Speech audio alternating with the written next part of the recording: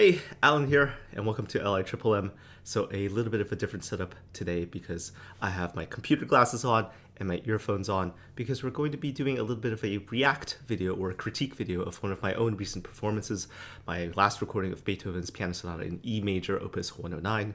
So the purpose of this is to not only give you guys a good performance, a musical performance of it, but also provide a little bit of an insight towards the inner workings of my thought processes and my preparation for this. And that's, I think, especially useful for young musicians, as well as those musical enthusiasts who wish to know, just what kind of goes on inside of a musician's head as all this is going on.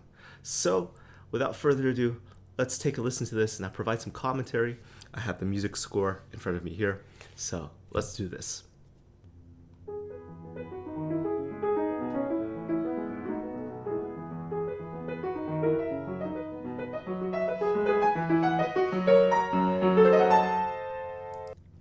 Okay, already the opening, I'm questioning a little bit. My goal was to try to relax in this opening, and I think I did that physically, mentally, emotionally. But I don't quite have that vibrancy of those quarter notes that I made in one of my previous videos of which notes are more important. So those quarter notes of the first G sharp to B to E to G sharp again. I don't quite have that, so it's losing a little bit of energy. But that might not be a bad thing, considering there is more intensity and energy in this next section coming up. So let's continue.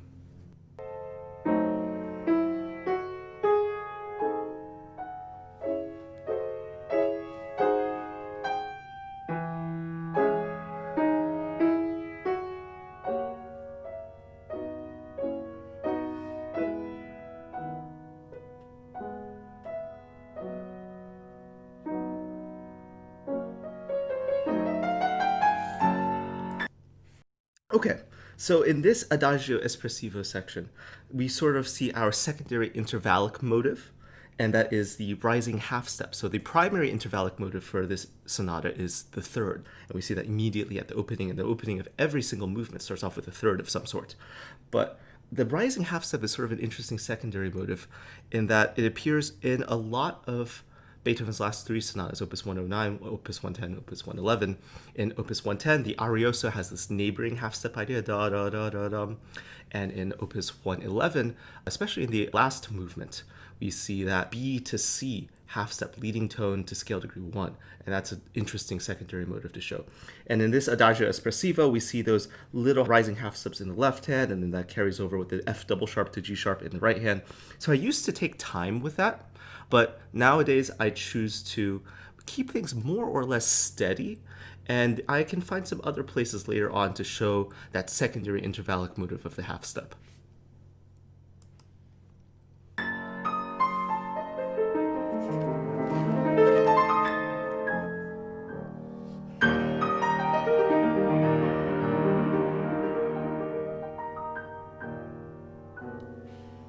Yeah, like right there, that A sharp to B in the left hand and sort of hiding in the middle. That's super important, secondary intervallic motive of the rising half step. So I do that, and it's sort of in contrary motion with whatever's happening in the right hand. And in the recap, there's a very poignant section, kind of similar to this, but it ends up differently with also the left hand having this inner voice rising half step. And so I think I emphasize it more in the recapitulation. And here we just sort of get our feet wet a little bit. So far everything sounds pretty good except the opening, maybe losing a little bit of poignancy. Let's continue on.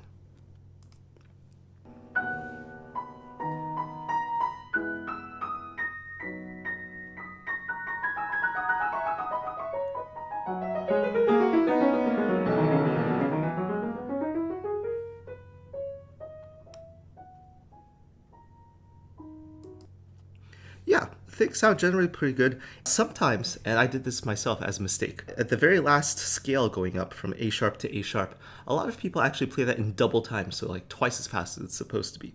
So now, development section. Let's go.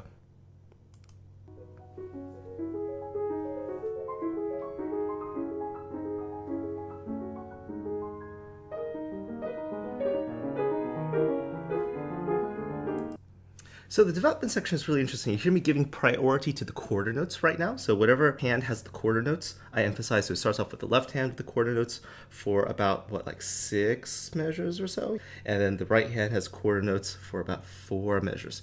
And then at this point, Beethoven starts truncating the lengths of his units. So we start off with 6 measures in the left hand, and then 4 measures in the right hand melody kind of going on. And then after that, we kind of move into units of 2 measures, and then we truncate that even further and further. So Beethoven is naturally or automatically written in the composition using some sort of diminution in terms of like phrase or unit lengths. And I think that's super important to realize, but maybe not super important to emphasize. So if you show the beginnings and ends of these units super explicitly, then I think you're just basically saying, hey, audience member, you don't know anything, so I'm going to hand you all this information on a silver platter, and it's a little bit condescending to the audience member.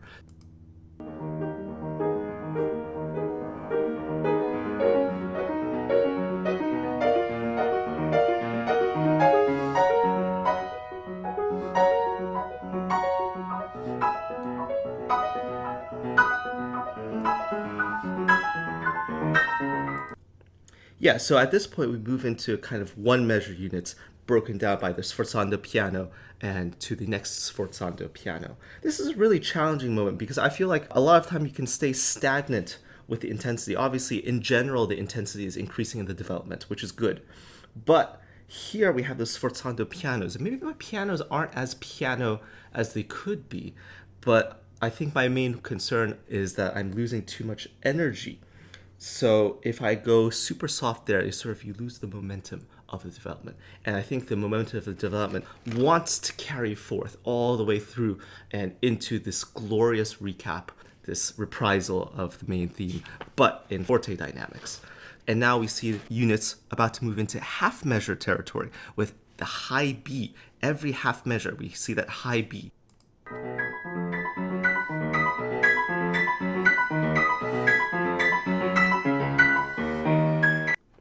Okay, so in this section, it's interesting because my plan was to sort of increase the tempo by about 5% there to give a slight sense of tension and rising drama.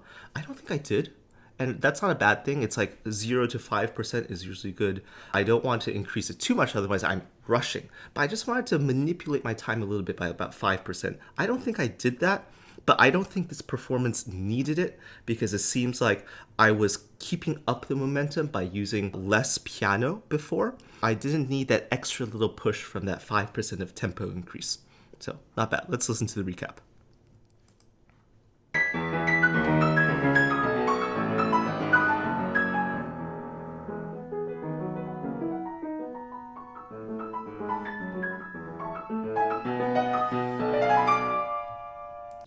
I think I lose too much momentum in the recap. I think my tempo might be just, 5% too slow. It seems like I'm losing the forwardness of it, even though I'm doing the dynamics, the subtle phrasings, and, the quarter notes are emphasized. Maybe 5% faster in the tempo would be a little bit more appropriate. Keep up the momentum into the next Adagio espressivo.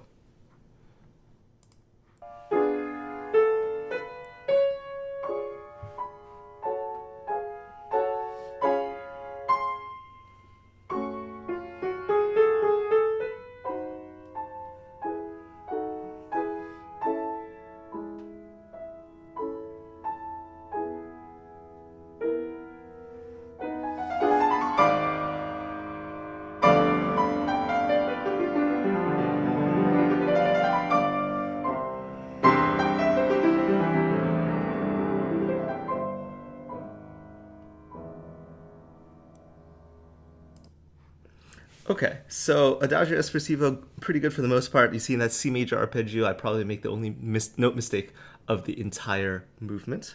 I basically kept recording until I was happy, and this was the second take of what I did for the first movement. And I know I made the mistake there, but the rest of it's really good.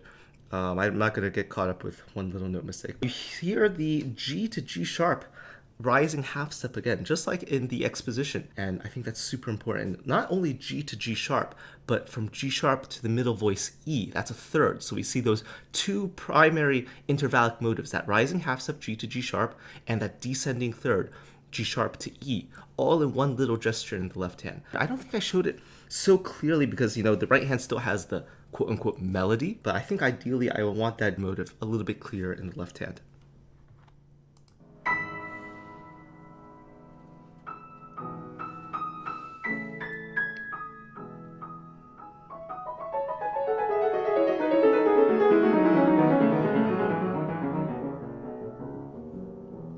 Yeah, that scale or that passage is one of the most nerve-wracking of the piece. It's not necessarily difficult in the traditional sense, but it's psychologically nerve-wracking because you're very exposed there. So as a practice tool, actually, I practice in 4 units of notes, 5 units of notes, 3 units of notes, 7 units of notes, and I start with a different note. So I go 1, 2, 3, 4, 5, 1, 2, 3, 4, 5, 1, 2, 3, 4, 5, and I'll start with different note values for the initial 1, and it kind of works. This was very clean.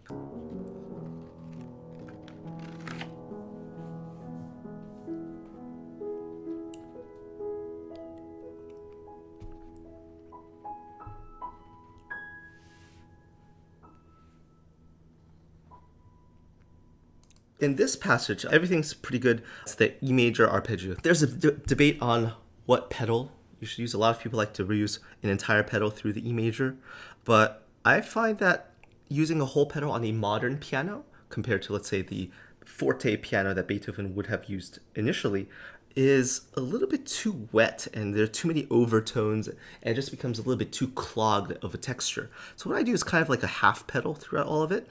As I near closer and closer to that non-chord tone B sharp, again, rising half step from the B, I sort of lift off and into like more quarter pedal territory to control the overtones, the thickness of the texture, and all that. I think it works pretty well here.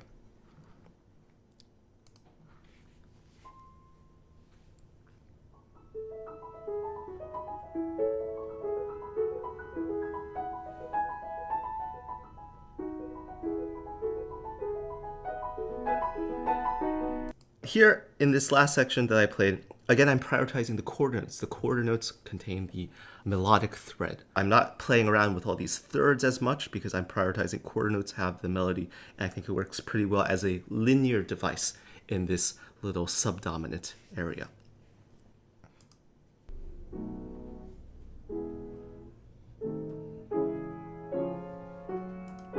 Another half step.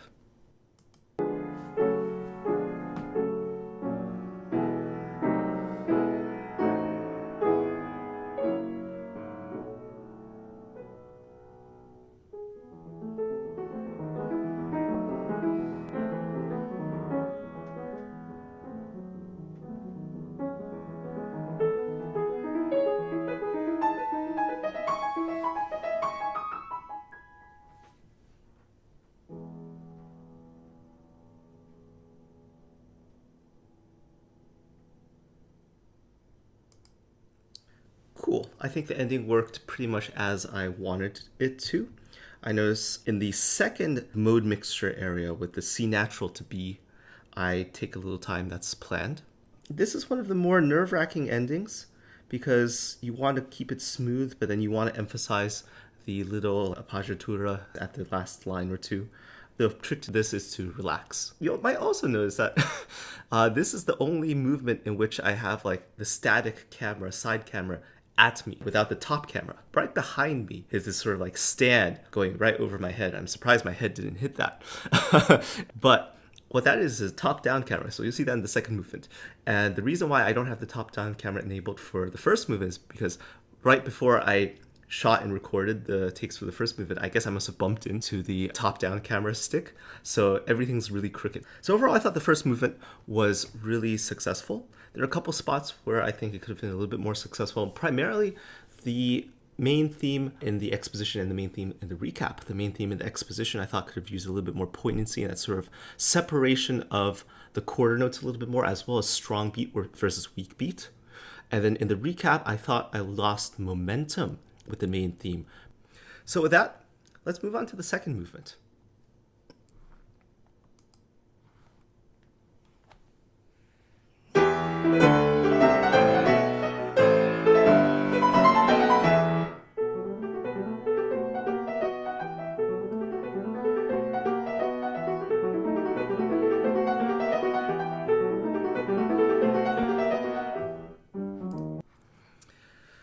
Okay, so the opening is all right. I think I'm struggling a bit with this piano that I'm playing on. In case you guys haven't seen some of my previous videos, I'm at my parents' house and using our Bechstein at home, and it's very bright, and you can probably hear that.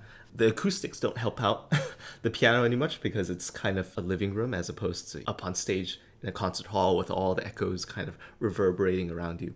So it's a little bit dry and it's very bright. So once we hit the piano section of this Prestissimo, I wanted actually more colors coming out of it. And I think given the piano, the room, and the recording equipment, this is about as good as it's going to get for now. But ideally, it would have more colors, a little bit more subdued, and more separation between, let's say, the inner voice and the outer voices. Because the inner voice is super interesting and the outer voice sort of carries the momentum forward, but the inner voice carries this inner strength.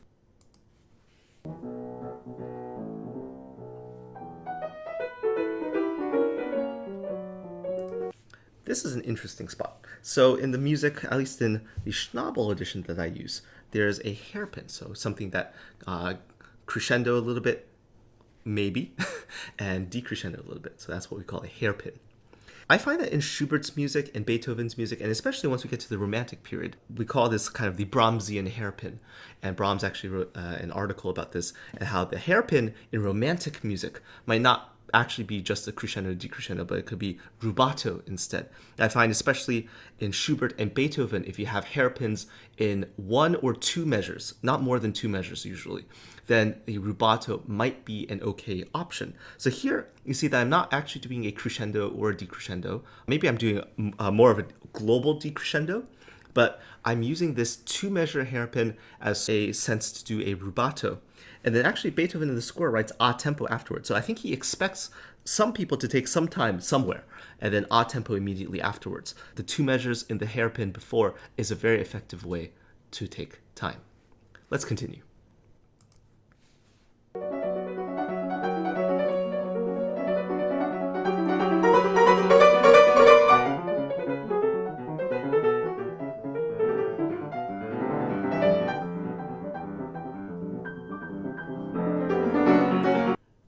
Okay, we'll stop there. Once we hit the piano section, I was hoping for more colors out of this. I think I have like 5 or 6 different color levels that I wanted to try to get out of here.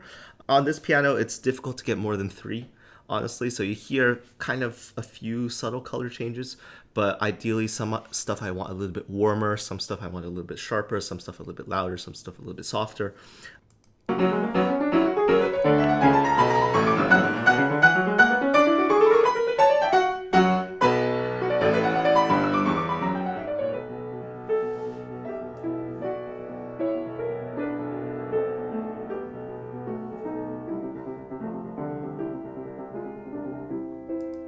Okay, this is actually quite good. A lot of people lose momentum in a tempo sense in this section once it gets piano. But I think the momentum should keep on forward. It's like quiet energy that keeps propelling yourself forward. Even though it's piano dynamics, it's interesting because you would think that you want to use the una corda or the soft pedal immediately. But the soft pedal is actually right where I stop. That's where it actually starts, the una corda.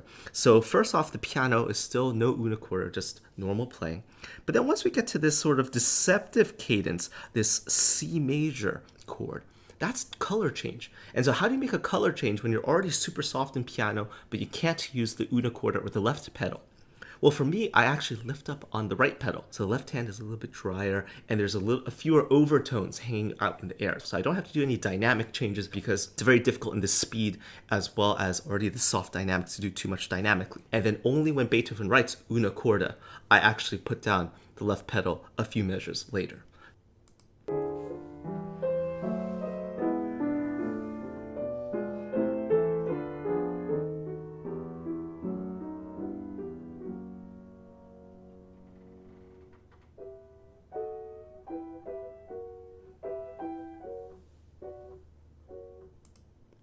Here, the last 4 measures, there are no slurs in there. So a lot of people try to slur the main lines, the left hand and the right hand. But I think having that little bit of separation creates a sense of loneliness. It's an interpretive gesture, but I think I'm justified to have this slight little separation, creating this loneliness, a little bit of uncertainty.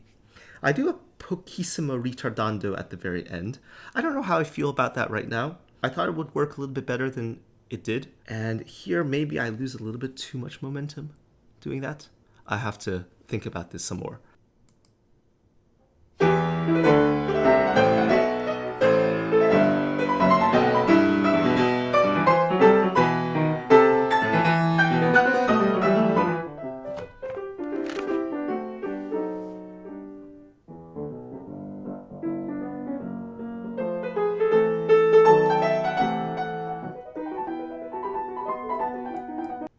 It's interesting with this F sharp subito piano. This is one part where I actually will use the left pedal to cheat a little bit. And I'll use the una corda where Beethoven does write the una corda. It's mostly because of that F sharp. Before the piano, the F sharps are all like forte dynamics. It's huge crescendo leading up. So the strings are already vibrating inside of the piano. And you can't really stop the vibrations instantaneously and go to a subito piano that easily in this tempo. You have to use the soft pedal a little bit in order to artificially make the sound softer. So if I didn't use the soft pedal, the dampers wouldn't be able to stop the F sharp strings from vibrating instantaneously, and you get this residual volume in the F sharp subito piano that you shouldn't have.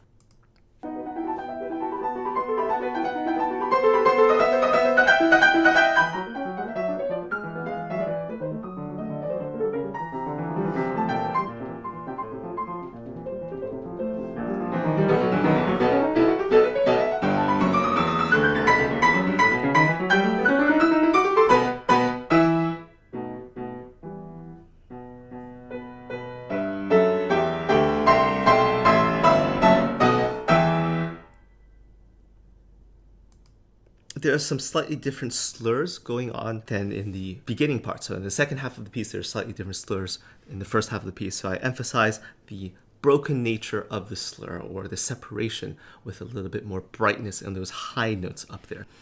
Other than that, it's pretty much the same. Tempo is good, momentum is good, dynamics and colors are pretty good. So all in all, a very successful performance. Let's go to the third movement.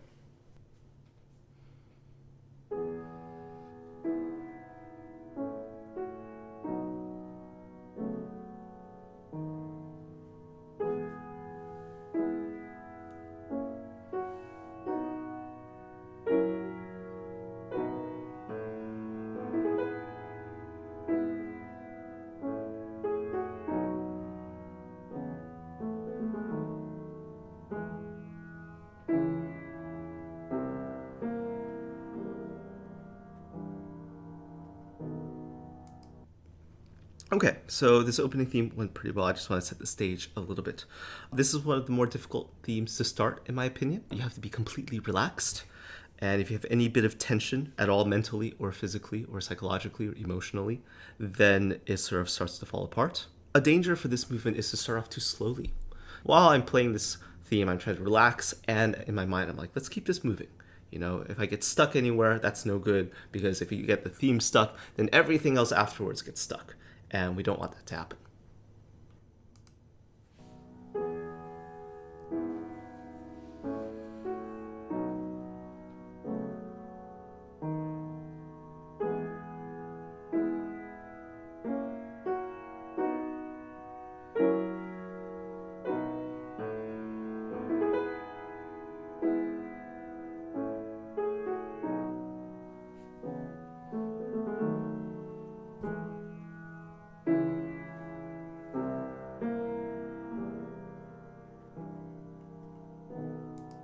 What's up there? And in this overhead view, you actually can see a lot of my fingerings. And you see that in order to try to make all the legato I can, I'm changing my fingers. Like on a single note, I might use two different fingers, and that's to connect between the previous note and the next note more effectively. That's something I picked up from Schnabel. I have the Urtext edition and the Schnabel edition side by side. I sort of compare the two of them.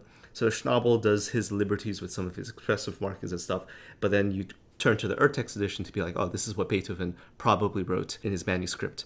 And you sort of use them side by side and create your own vision from them. But what's interesting about the Schnabel edition is that he has very interesting fingers. His fingers, I've learned more about piano technique and fingering from Schnabel than any teacher or anyone that I've been with. And that's because Schnabel's fingers always have a musical purpose. So he might use some very weird fingers, and oftentimes they're completely impractical. Like you wouldn't want to use them at all. But they always have a musical purpose, right? Oh, he uses this finger because it has more weight or less weight, or it's a little bit better in terms of phrasing in this little slur, even though he might have you contorting different ways. So even though you might not use the finger for Schnabel, you're influenced by his thinking. And you're like, okay, how do I balance myself? And you maybe use more practical fingers, but to do it in the most musical way possible. And so here, Schnabel writes lots of finger exchanges on a single note, and that's super important, super musical to create this legato effect.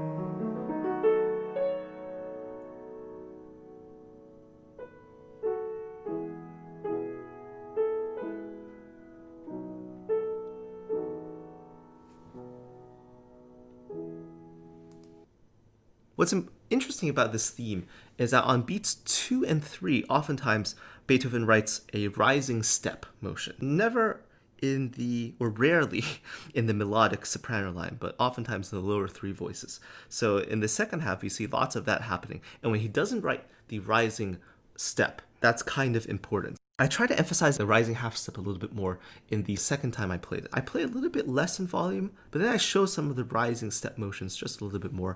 I also take a little bit more time in the big roll on the way up to the sforzando, kind of in a very harpsichord-like style. I know this piece wasn't written for harpsichord, but if you play a harpsichord, you take extra time and start on the first note of any roll, just to be a little bit more grand and like revel in the time a little bit. So it's an interpretive risk. The jury is still out on whether it's effective, but that's my justification for it. Let's go to the first variation.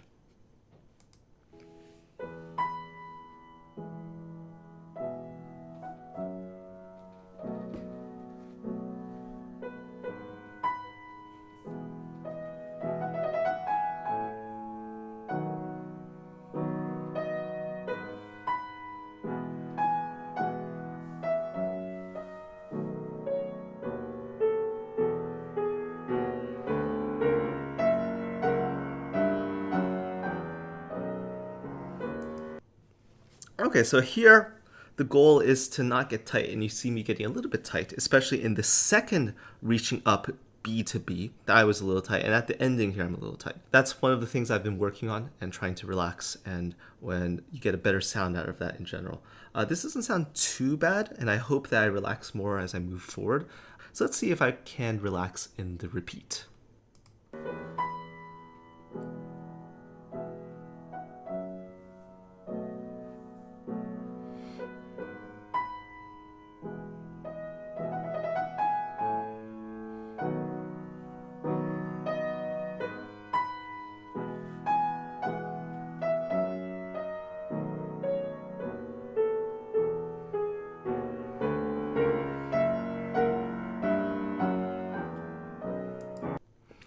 Yeah, much better in the repeat. Doesn't sound that much difference, but you can see it a little bit in like my hand motions and stuff.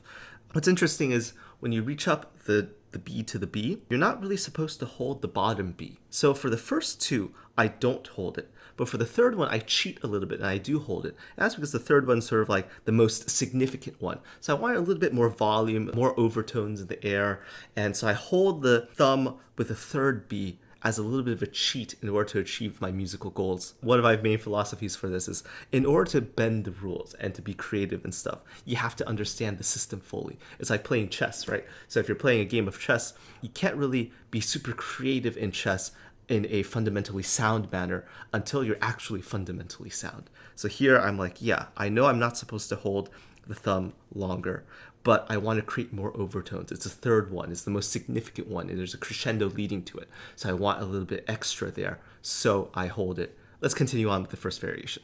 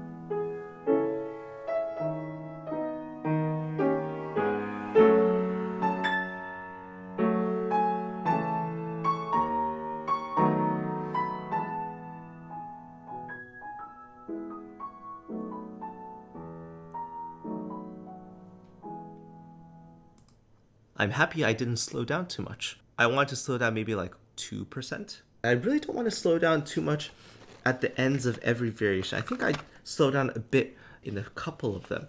But the main reason why is because I wanted to wait for slowing down until the end of the last variation. That's the most significant slowdown. So I'm sort of holding off on all these localized slowing downs and maybe making each one sound a little bit quote unquote worse by not slowing down at each variation too much. But that's all in anticipation and waiting until the very last moment where I can slow down and finally bring this piece to a closure. So I'm glad I didn't slow down too much here. Let's listen to how much or how little I slow down in the next variation.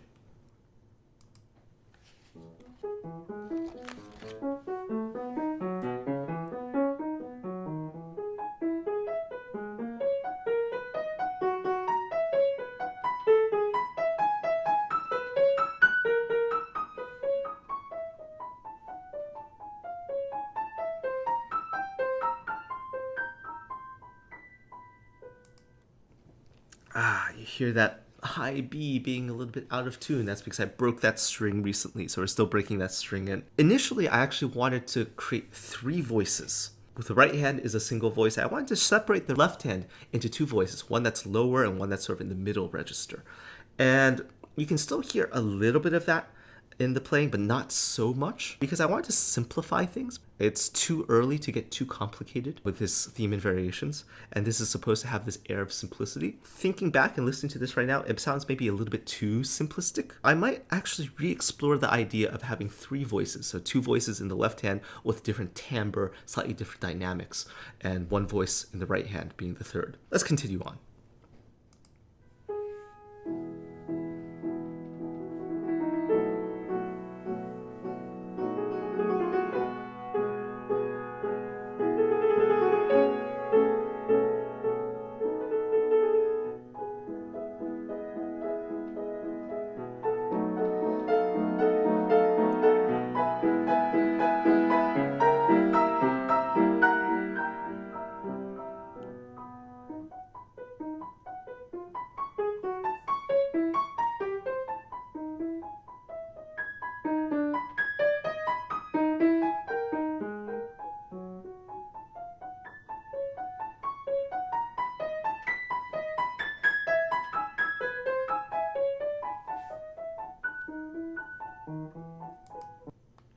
I'm pretty relaxed through most of this. I feel like I'm super calm, and it's pretty good.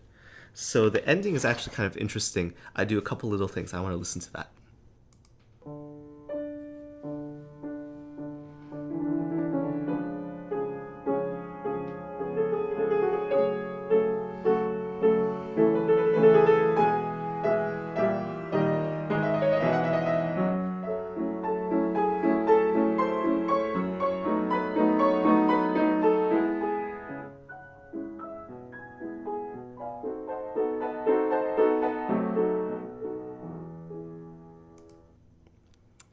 Interesting. Yeah, I think it worked for the most part.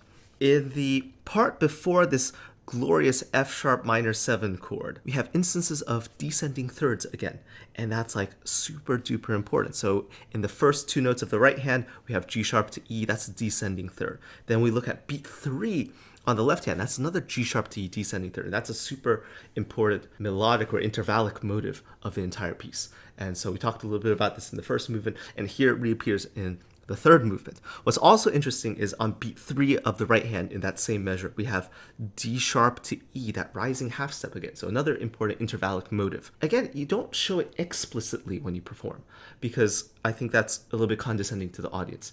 But hopefully with enough little occurrences and little bumps here and there and slight emphasis, you can create this subconscious psychological state for your audience, for your listeners, and they'll find the overall effect to be more appealing than any like super explicit moment. In the next measure, once we get to the F sharp minor 7 chord, you have that B sharp to C sharp, another half step that I emphasize a little bit.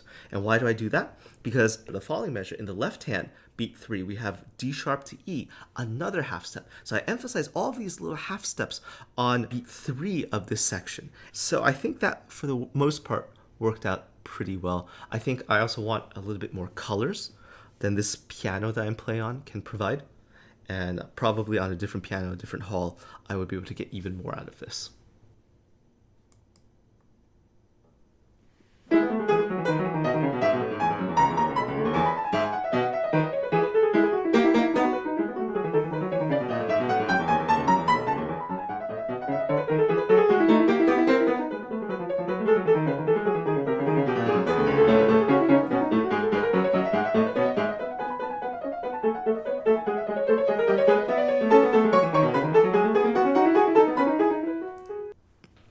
Nice. So this was very clean, which is good, always good.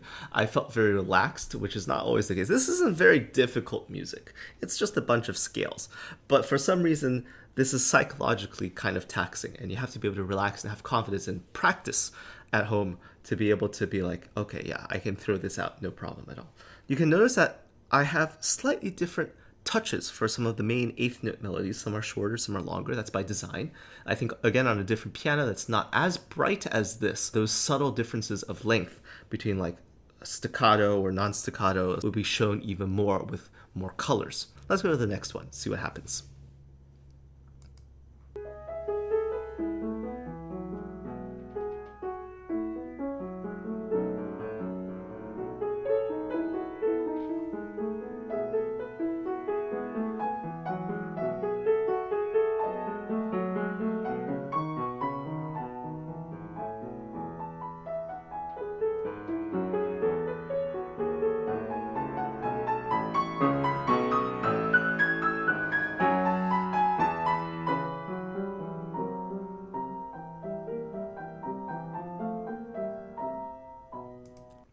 This is where this brightness of the piano really shines forward, where I don't want it to shine forward. But this is pretty much as I can do on this piano for colors and more subtle. I wish it was a little bit more subdued, a little bit more muffled in a lot of things, and kind of not as in-your-face bright. The important thing is to feel that descending leap, da-da-da-da-da-da, and if you don't feel that leap down, that final leap down, then the whole line sort of abruptly stops, and it's not very good. So I think I did a pretty good job of connecting through everything there. Let's continue on.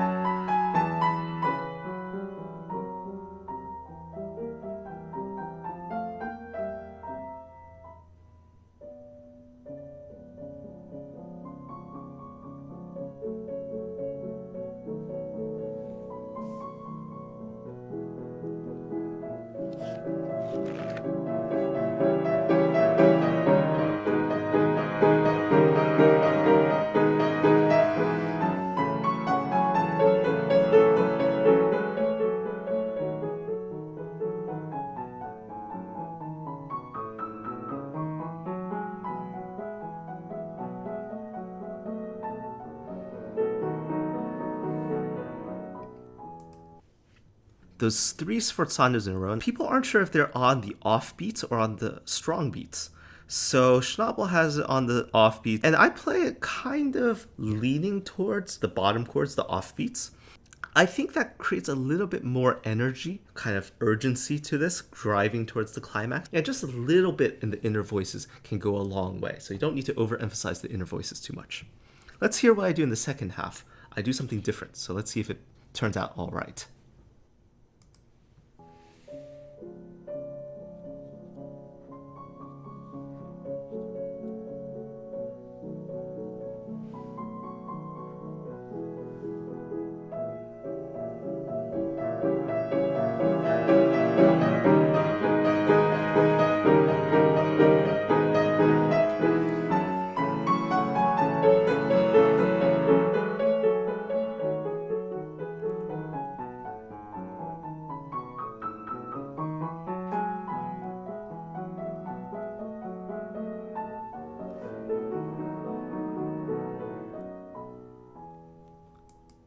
Heck yeah! That's what I'm talking about. That was awesome. So what did I do differently here? I elongated the first note on beat 1 of every measure in the second time. So the second time, the first note, ya da da da da. So I do that for 1 measure. I do that for 2 measures. I do that for 3 measures. But then what happens to the 4th measure? I purposefully break the psychological conditioning.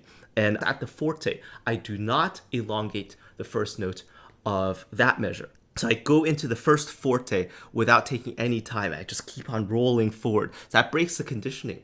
Instead, I save that long stretch for measure 5 in the fortissimo, that glorious F sharp minor 7 chord. So there I take even more time. I'm really happy with how it turned out.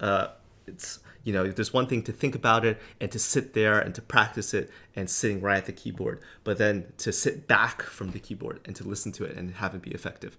That's pretty cool. So a little bit of psychological conditioning there with a repeated 1, 2, 3. I break the conditioning and then I reinforce the conditioning even more measure 5. Super cool. Let's go to variation 5, the fugue.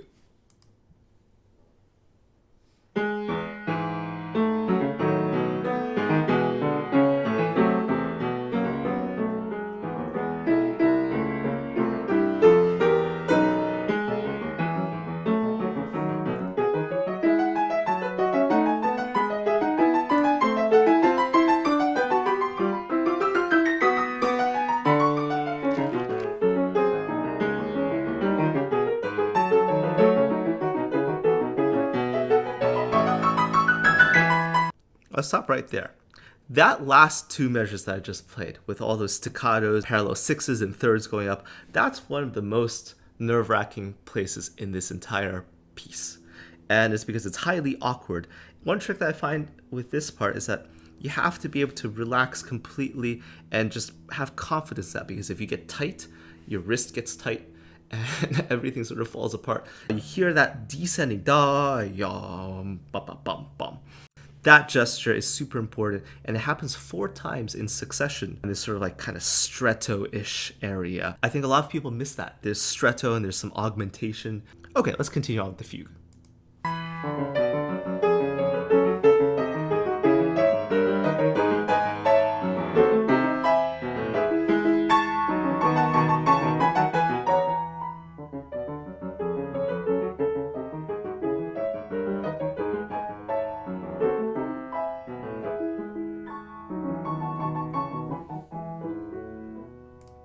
So at the very end, that high A major chord, that I use soft pedal, take a little bit of time. Maybe I can take a little bit more time.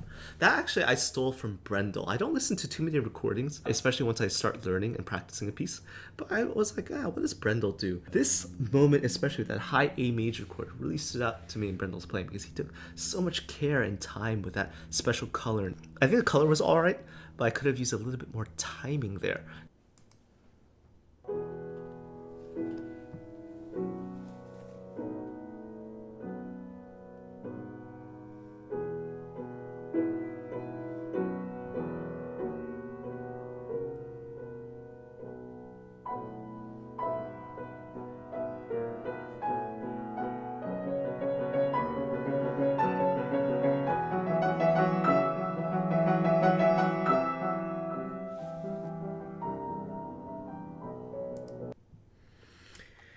the main theme is sort of in the inner voice and what we call the alto voice. And there are these high B bells above that in the soprano voice. And so we're stuck in the middle until the end of the fourth measure. And the end of the fourth measure is where the melody sort of reaches over from alto to soprano. And that moment, I don't emphasize by dynamics. I emphasize by time and a little bit of balance. You might also notice that even though I don't see a subito piano in Beethoven's score, I still do the subito piano at the German augmented sixth, just because everywhere else prior in the theme and variations, it kind of happens.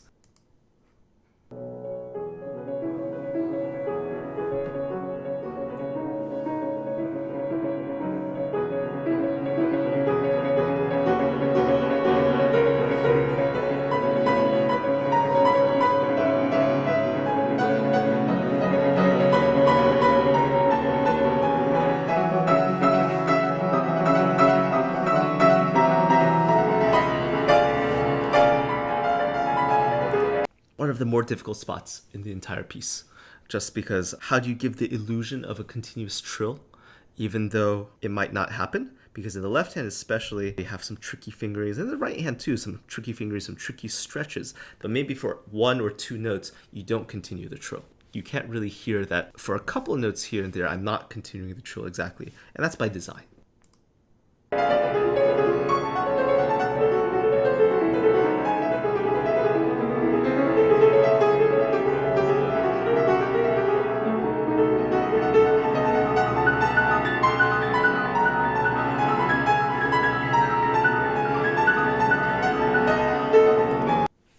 With some of these first beats, I take a little bit of time. So the reason I do that is because those are thirds, the first two strong instances. Throughout all three movements, the third is super important. And as a secondary device, the half step is super important. So here I'm showing the thirds by taking a little extra time. It's a little bit like a yearning thing as well. So I think it works pretty well.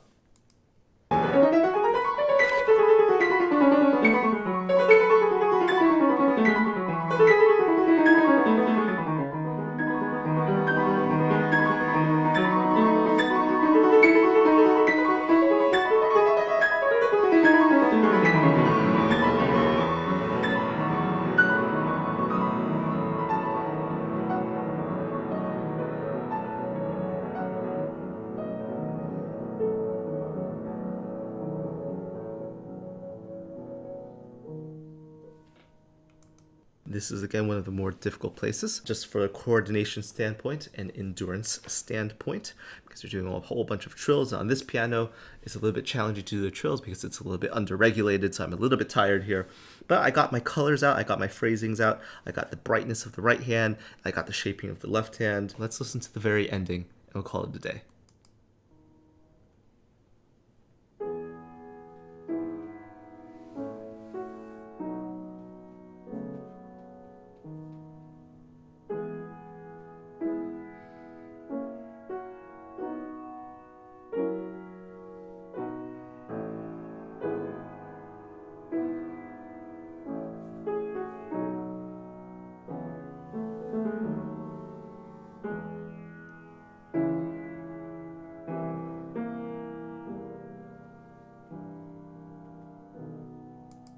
What I do here is I first start off showing the soprano. Then once the bass moves down an octave, that's something new in this ending that we don't hear in the theme. So now I have soprano and bass kind of going, whereas the alto and the tenor are sort of there, but not highly emphasized. I still keep the dynamics piano without much change in dynamics.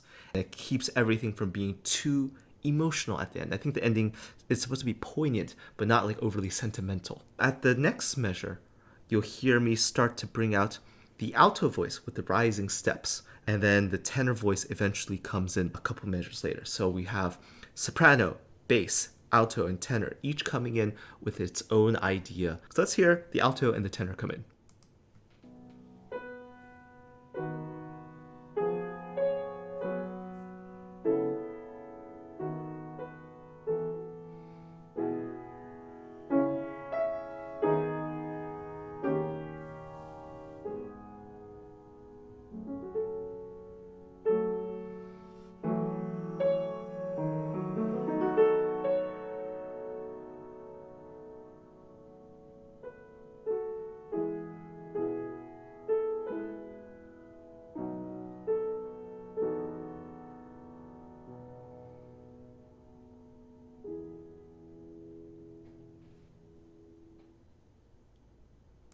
You heard the alto very clearly. I think the tenor I could have done a little bit more. I could show the tenor a little bit more and be like super explicit with it, and therefore, my thesis kind of is more directly expressed. But then we lose out on the emotional poignancy of having this be quote unquote simple, even though there's a lot of subtleties going along. I like how I slowed down at the end. Probably I had a little bit of room to slow down more if I wanted to. So as a general recap of what happened here, I thought this performance was really successful. This was the first time I've actually listened throughout the entire performance because I sort of stitched everything together from a visual standpoint. I took these recordings as whole takes, essentially. I didn't make any audio edits. My main complaint was probably a lack of subtle colors, and that was more of an acoustic instrumental thing, and I'm trying my best to do that while still being physically relaxed at the keyboard. So I thought I did the best that I could with this. Obviously, it could be a little bit better, and probably with a different instrument, it will be a little bit better. I liked some of the more subtle things I did with the half step and the thirds. I thought the pacing in general was really good. Relaxation was really good.